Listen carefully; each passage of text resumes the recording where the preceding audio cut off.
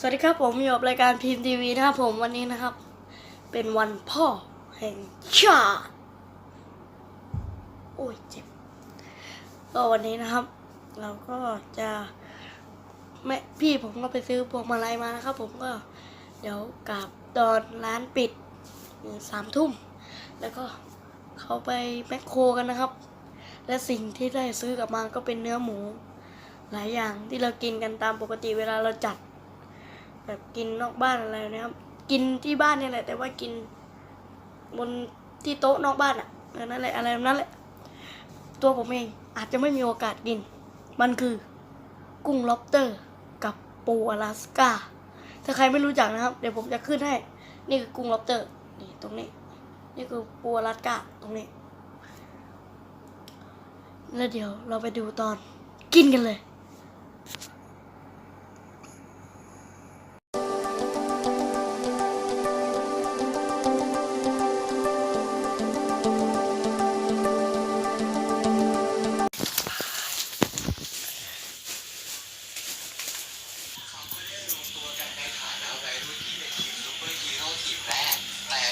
ป๋า